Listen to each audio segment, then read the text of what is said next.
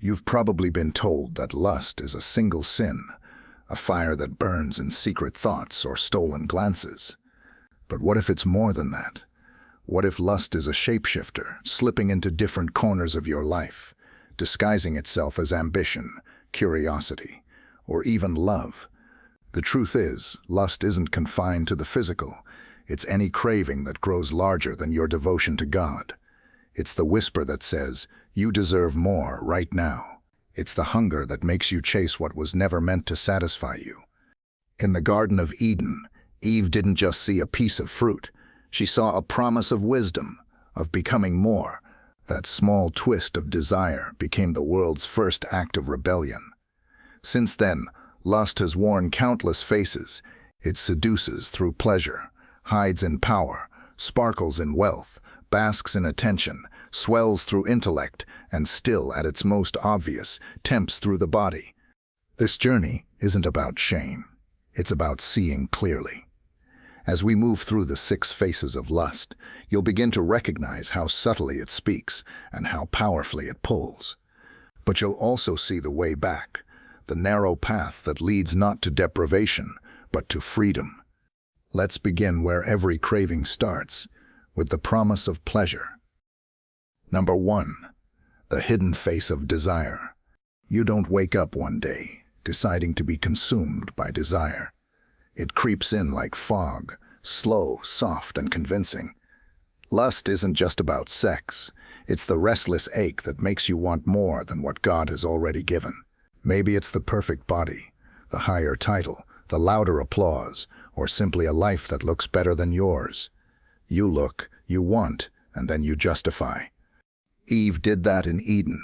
She saw the fruit, saw that it was good, and reached.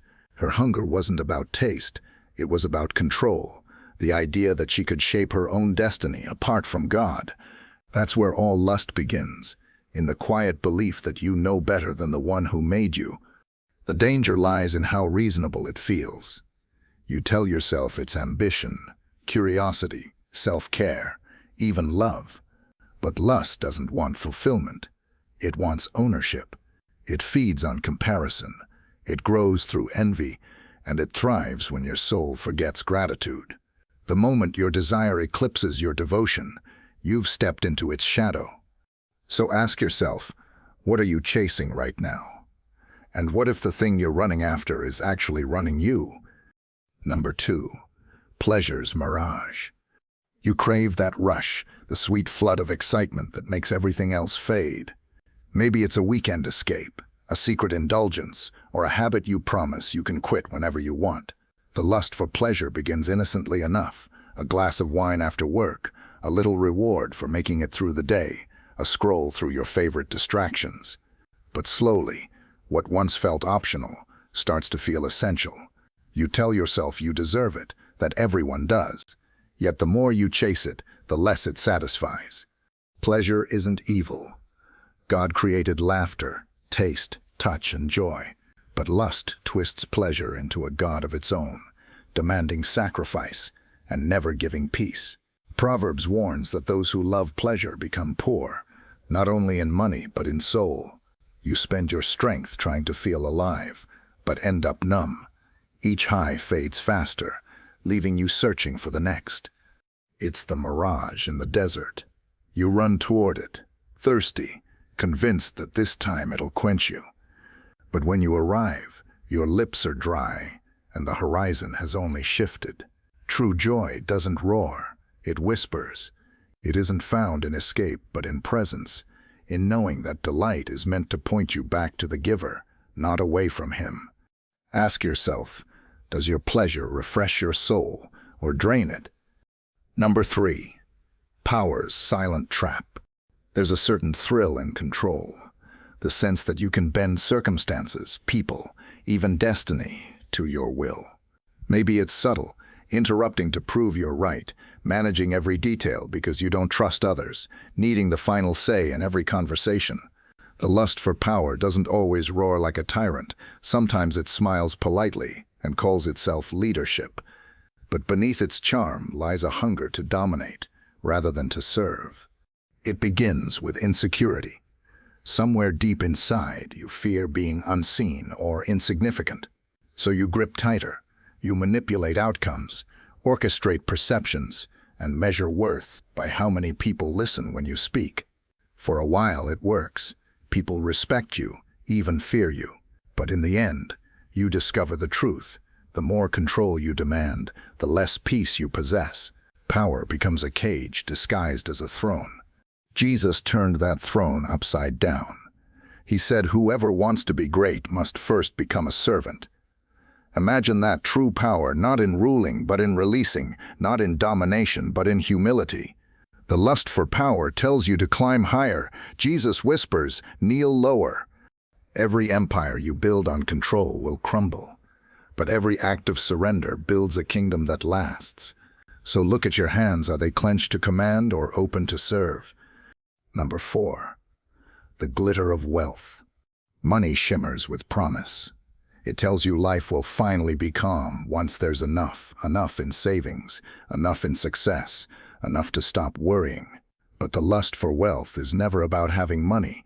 It's about needing it to feel safe, important, or worthy. You begin by chasing comfort, but soon you're chasing validation. You tell yourself it's just responsibility, good planning, even God's blessing. Yet slowly, your heart begins to bow to the numbers more than to the giver. 1 Timothy 6:9 warns that those who long to be rich fall into temptation, trapped by foolish and harmful desires. It doesn't say wealth itself is evil. It says obsession is. You start measuring people by what they own, including yourself. Your prayers shrink into wish lists. Your time becomes currency. You trade dinners for deadlines, moments for margins, rest for returns. And when you finally achieve what you thought would bring peace, a quiet emptiness remains. That's the cruel trick of greed. It promises control, but delivers captivity. True richness isn't in accumulation, it's in contentment. God's economy doesn't count dollars, it counts trust. When you learn to hold money lightly, you free it to serve rather than rule. The question isn't how much you have, it's how much has you. Because if you can't give it away, it owns more of your heart than you realize. Number 5. Applause and approval. It starts small. A comment here, a like there. A subtle glow when someone notices you. There's nothing wrong with appreciation. Humans were made for connection. But when approval becomes the air you breathe, you start gasping when it's gone. The lust for recognition is one of the most deceptive forms because it hides behind confidence. You tell yourself you're just working hard, sharing your light, inspiring others. But underneath, a question echoes, am I enough if no one claps? Social media amplifies the ache.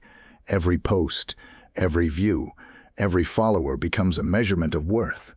You refresh the page and call it engagement, but really you're asking for identity.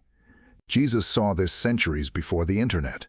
In John 12:43, he exposed hearts that loved human praise more than God's approval. That same tension lives in you. Do you seek applause or purpose?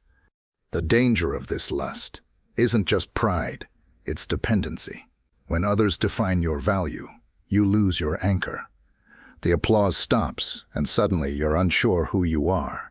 But when your worth roots itself in God's delight, the noise fades into peace.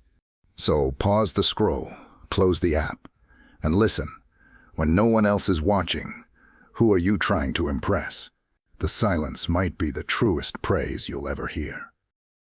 Number 6. Knowledge and flesh entwined. You've always hungered to know more, to understand, to uncover, to master. At first it feels noble. Learning deepens faith, sharpens thought, strengthens purpose. But the lust for knowledge is subtle. It begins when knowing becomes more important than being known by God. You start chasing facts instead of truth, information instead of intimacy. The mind swells, but the heart shrinks. Paul warned that knowledge puffs up, but love builds up. It's easy to confuse cleverness with wisdom, but one feeds the ego while the other feeds the soul. The same twisting happens with physical desire. Sexual lust isn't just about pleasure. It's about escape, power, and illusion. It promises intimacy but delivers isolation. The body becomes currency, the heart collateral. 1 Thessalonians 4:3-5 calls for holiness, not as a rule to restrain you, but as a rescue to restore you. Both forms, mental and physical lust, share the same root, I want without surrender. They elevate self above submission.